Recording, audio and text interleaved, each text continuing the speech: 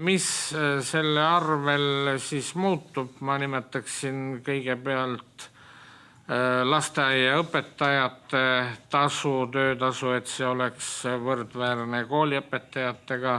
Nimetaksin Tallinna Filharmoonia orkestrantide töötasusid.